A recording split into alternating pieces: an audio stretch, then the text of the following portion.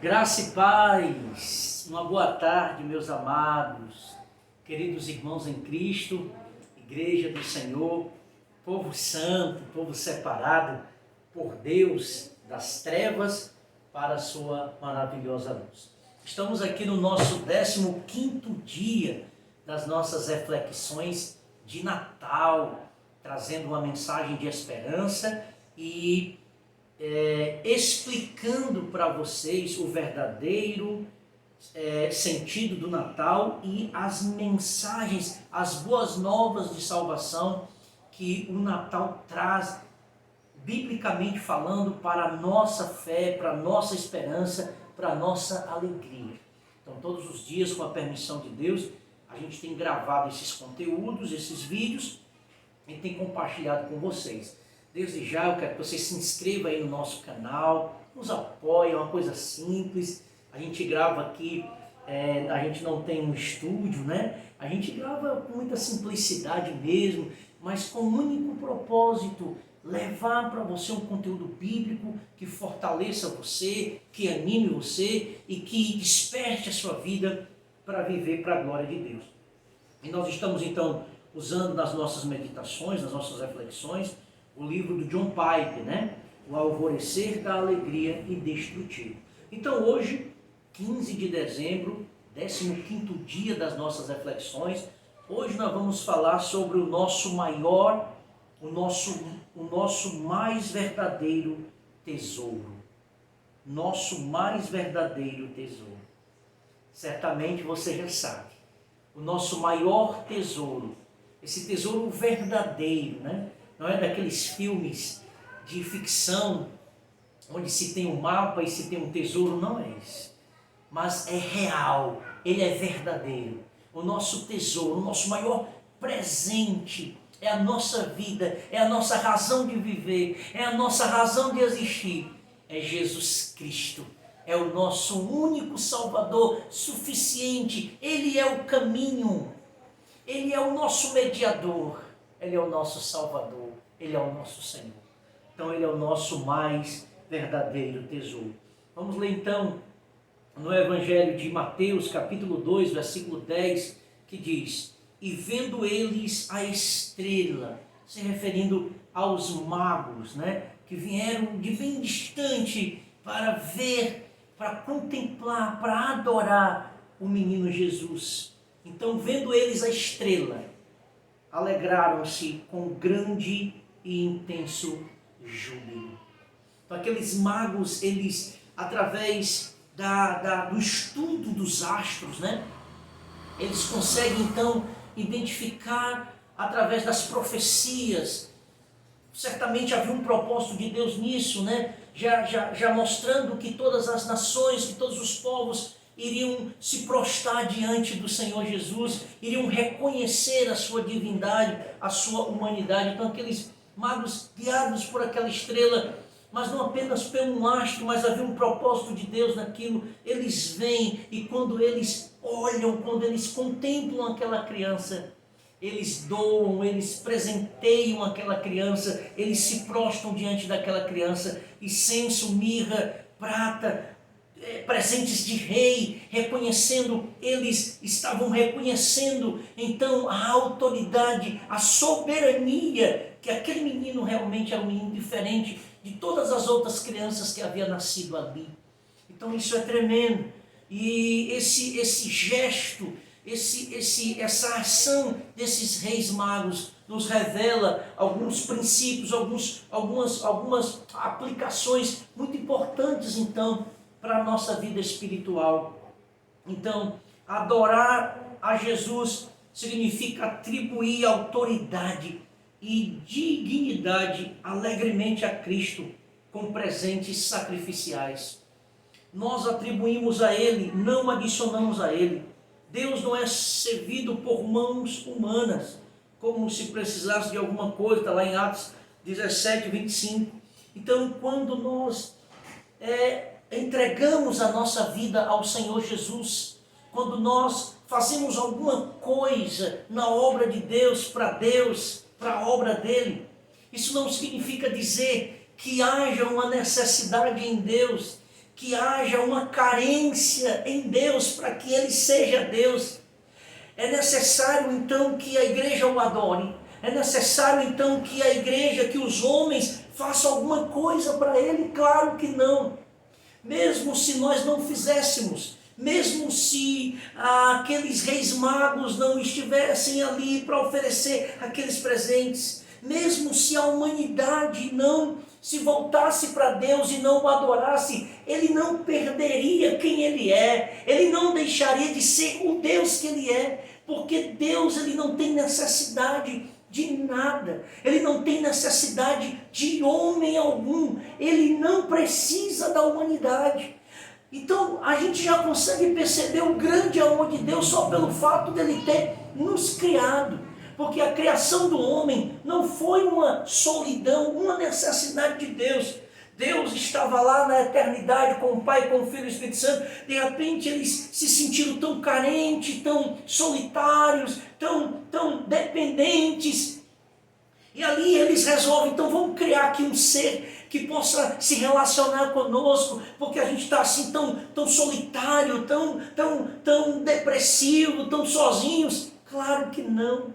Deus é pleno, Deus é completo. Se Ele quis criar um ser que contesse a imagem, a semelhança dele, isso aí foi um ato da total soberania dele. Isso foi um ato do total amor dele. Ele quis criar, formar o homem e colocar em nós a sua imagem e semelhança. E quando ele envia o Senhor Jesus, e quando aqueles reis magos vão até Cristo, não era que aquele menino pobre estava precisando, estava carecendo de algum presente, não é isso. Mas ali eles estavam reconhecendo quem era aquele menino, os atributos, o caráter divino daquela criança que estava encarnado ali, que iria crescer, que iria se tornar um homem e cumpriria uma missão que já estava estabelecido antes na eternidade, muito antes de todas as coisas. Então, irmão, entenda isso. Não há nada que possamos fazer que possa impressionar a Deus. Não, Deus, ele não precisa, Ele não necessita dos homens, ele não é carente do homem, Ele não carece da necessidade de como eu preciso de você e você precisa de mim em um relacionamento social. Não, Ele é Deus, Ele é Senhor. Se nós o adoramos, Ele é Deus. Se nós não o adorarmos, Ele continua sendo Deus. Existem miríades e miríades de anjos que o adoram, enaltecendo, exaltando a sua majestade. Então, o tesouro, o presente é nosso, não é dele. O presente é nosso. Ele nos deu o maior presente e nós nos submetemos a essa vontade soberana. Nós agradecemos a Deus por Ele ter nos revelado Jesus Cristo. Mas mesmo se o meu coração continuar endurecido, mesmo se eu não adorá-lo, mesmo se eu não louvá-lo, Ele continua sendo Deus, Ele continua sendo quem Ele é, e Ele é imutável, não há ninguém que possa mudar isso. Assim, os presentes dos magos não são dados como uma forma de assistência ou de atender a uma necessidade. Um monarca seria desonrado se visitantes estrangeiros chegassem com pacotes de mantimentos reais. Esses presentes também não têm o propósito de servir como suborno. Deus diz em Deuteronômio 10:17 que Ele não aceita suborno. Então, essa concepção, a igreja moderna, contemporânea, os cristãos estão sendo ensinados a ter um relacionamento com Deus de barganha, de toma lá da cá. E essa doutrina, esse ensinamento de que parece até que Deus é manipulado pelo homem. Parece que quem está no trono é o homem e Deus está como um garçom, como um servidor do homem, tirando, muitas vezes parece que algumas igrejas, algumas pregações, tirou a soberania de Deus. Parece que é Deus que carece do homem. Deus está o tempo todo mendigando a adoração dos homens. Parece até que Deus está mendigando a obediência dos homens. E isso não é verdade. Deus está acima de tudo e todos. Ele tem o controle. Ele tem o mar na concha da sua mão.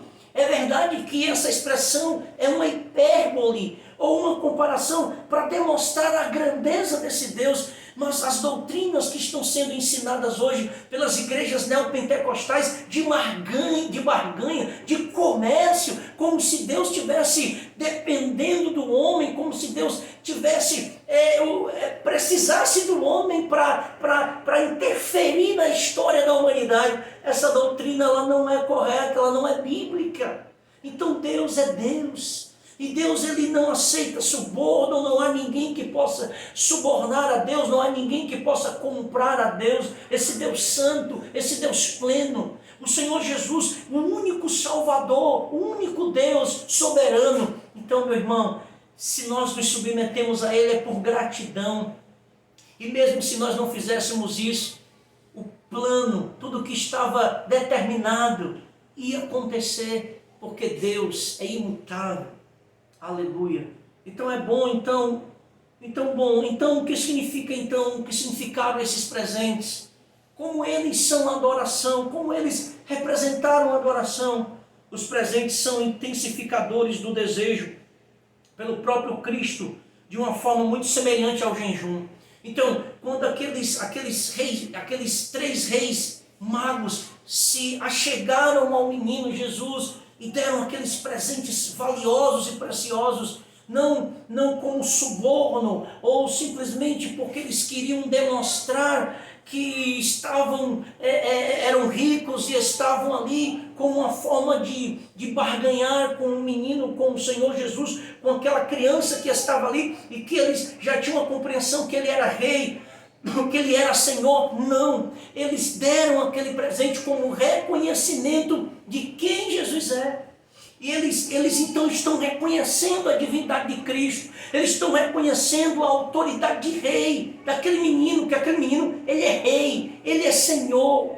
Eles estão se submetendo ao caráter, aos atributos daquele menino que se tornaria homem e que cumpriria o plano de salvação, de libertação do povo de Israel e também dos gentios. Então, quando nós se achegamos a Deus, quando nós chegamos ao culto, quando nós oramos, quando nós cantamos, o sentimento que nós devemos ter é esse, é de reconhecer quem Deus é. Ele é digno. E se eu estou oferecendo algo a Ele, não é porque eu estou barganhando com Ele, é porque eu tenho uma intenção de lá na frente receber alguma coisa. Não, mas eu estou dando a Ele o meu tributo, a minha adoração, pelo que Ele é. Não por aquilo que Ele pode fazer por mim, ou se Ele vai fazer ou não fazer, mas a minha adoração para Ele é um ato voluntário de entrega, reconhecendo quem Ele é. E aqui me vem a memória, Sadraque, Mesaque e Abednego, quando está diante de Nabucodonosor, quando Nabucodonosor diz: eu vou lançar vocês na fornalha, eu vou, e quem é o Deus de vocês que pode livrar vocês dessa situação? E aí Sadraque, Mesaque e Abednego responderam a Nabucodonosor: se Ele quiser nos livrar, amém. Se Ele não quiser nos livrar, a vontade dele seja feita. Mesmo assim, nós vamos adorá-lo e nós não vamos se prostrar diante da sua imagem. Se Ele quiser livrar ou não livrar, livrando ou não livrando, nós adoramos somente a Ele. Olha que coisa maravilhosa. Deus fazendo ou não fazendo, eu o adoro. Deus realizando ou não realizando, eu o adoro. Por quê? Porque a minha comunhão com Deus é independente de qualquer coisa que Deus possa fazer. Porque Ele é. E o caráter dele move o meu coração a se apresentar diante dele com o meu louvor e com a minha adoração. Louvado seja Deus. Então, quando você dá um presente como esse a Cristo, é uma maneira de dizer algo assim: escute, a alegria que eu busco não é a esperança de ficar rico com coisas que vêm de ti. Eu não vim a ti pelas tuas coisas, mas por ti mesmo. E esse desejo eu agora intensifico e demonstro ao entregar coisas na esperança de desfrutar mais de ti mesmo, não das coisas. Ao entregar a ti coisas das quais tu não precisas, é que eu posso desfrutar. Estou dizendo mais sincera e autenticamente, tu és o meu tesouro, não essas coisas. Como nós, igreja, nos dias de hoje, precisamos entender as riquezas do Evangelho.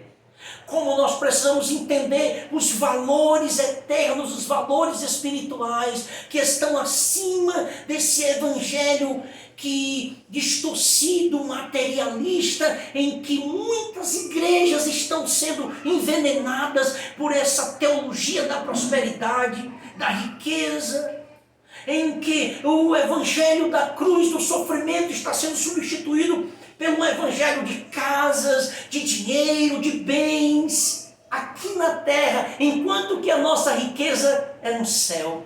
A nossa riqueza é Jesus, a nossa riqueza é a presença dele guiando as nossas vidas. Então entenda isso, nós precisamos mais de Deus do que das bênçãos de Deus. Nós precisamos mais dele do que ele pode nos dar. Então, precisamos se voltar para as Escrituras e aprender a entender as riquezas do Evangelho, do viver com Cristo, do contentamento em Cristo. A presença dele é a nossa maior riqueza. Não adianta nós buscarmos bens materiais. Não adianta nós pensarmos que a nossa riqueza neste mundo não é. Nós precisamos buscar as riquezas espirituais, como a mensagem que foi dada às igrejas da Ásia Menor, lá no livro do Apocalipse. Laodiceia se sentia rica e era pobre, enquanto que Esmirna, que se considerava pobre, era rica. Por quê? Porque a maior riqueza é a riqueza espiritual, são os valores do reino de Deus, que não podem ser barganhados, que não podem ser distorcidos, que não podem ser mudados. Então, nós estamos nos preparando para ir morar no céu. A nossa riqueza não é neste mundo. A igreja está perdendo o poder. A igreja está perdendo a identidade, a essência de uma igreja de Cristo, de uma igreja bíblica, por conta dos bens materiais. E aí quando a gente vê Pedro e João lá em Atos capítulo 3 subindo ao templo, eu não tenho nem prata e nem ouro. Assim é a igreja não precisa de bens materiais, a igreja não precisa de riqueza, a igreja precisa de poder, a igreja precisa de unção, a igreja precisa se voltar para as riquezas das Escrituras. É claro que existem as contribuições, é claro, mas o coração do cristão não está nessas coisas. O dinheiro não me tem, eu tenho dinheiro, mas ele não me tem. Quantos ricos, avarentos, quantas pessoas orgulhosas, quantas pessoas soberbas, quantos ministérios pomposos, ricos, pastores, homens e mulheres que amam ouvir o metal, vendem, negociam a palavra. Eles sofrerão o juízo de Deus. O juízo de Deus virá, a ira de Deus será derramada sobre os mercenários, os mentirosos, os que estão profanando as coisas de Deus, se vendendo os princípios bíblicos pelo dinheiro. São o caminho de Absalão, é o caminho de Absalão. São aqueles que se vendem. Por quê? Porque estão preocupados mais com o ter do que o ser. Então nós precisamos entender que a nossa maior riqueza é a presença dele. Como nós desejamos a presença dele. É o caminho de Balaão, melhor dizendo, não é de Absalão, corrigindo, caminho de Balaão, que é aquele que foi comprado para profetizar, é aquele que olha para o dinheiro e se favorece, olha para o que pode ganhar e negocia princípios, negocia uma palavra. É uma vergonha o que está acontecendo nesse mundo, mas isso é a profecia bíblica e isso tem que se cumprir. São as indulgências com a roupagem nova. com a roupagem nova, mas há indulgências aí, vendas de óleo ungido, de rosa ungida, disso, da água ungida, compre isso, faça o seu voto, faça a campanha disso, campanha daquilo, dê tanto daquilo. Isso não é o Evangelho de Jesus Cristo, isso não é a palavra de Deus. A nossa riqueza é a presença dele, é o que mais desejamos, são as coisas espirituais. Então, conclusão, penso que isso é o que significa adorar a Deus com presentes de ouro, incenso e mirra. Que Deus use a verdade desse texto e desperte em nós um desejo pelo próprio Cristo. Que digamos do fundo do nosso coração: Senhor Jesus, Tu és o Messias, o Rei de Israel. Todas as nações virão e se prostrarão diante de Ti. Deus governa o mundo a fim de que Tu sejas adorado. Sendo assim, qualquer oposição que eu possa encontrar, eu alegremente atribuo autoridade e dignidade a Ti e trago os meus presentes para Te dizer que só Tu pode satisfazer o meu coração, não essas coisas. Que nesse Natal nós possamos entender que não é panetone, não é peru, não é ter uma mesa farta de comida, não é isso. Não é ter uma roupa nova, um sapato novo, uma roupa de grife, comprado num shopping caríssimo, e nos apresentamos diante dos homens com aquela aparência de piedade, com aquela aparência. Não é isso. O nosso Natal é a presença de Deus, é as riquezas espirituais, é quando nós nos entregamos de todo o nosso coração para viver uma vida para a glória de Deus em todos os aspectos da nossa vida. É quando Deus faz parte de todas as decisões que tomamos, da nossa empresa, do nosso trabalho, da nossa família. Em tudo nós procuramos fazer para a glória de Deus e para honrar o nome do Senhor Jesus. Essa é a mensagem do Natal nesses dias. Não é riqueza, não é mesa farta, mesmo que eu não tenha o peru, mesmo que eu não tenha uma mesa farta, mas se eu tenho a presença de Deus, se eu tenho Jesus o Salvador no meu coração, e eu tenho essa intimidade, essa comunhão com o Senhor, essa é a minha maior riqueza. Então desfrute desse maior tesouro, que o teu coração se encha dessa paz, que a sua mente se encha dessa presença gloriosa, e que a cada dia você possa se levantar pela manhã, passar o dia inteiro com o Senhor Jesus, em oração, em adoração, onde você estiver, você possa glorificar e resplandecer pelos seus atos, pelas suas ações, o Evangelho de Cristo Jesus na sua vida, que é o próprio Salvador. Deus te abençoe. E amanhã, se o Senhor Deus permitir, nós estaremos aqui no nosso 16º dia das nossas reflexões de Natal. Compartilhe esse vídeo e que a palavra de Deus possa encontrar guarida no seu coração, a semente do Evangelho, em nome de Jesus. Amém.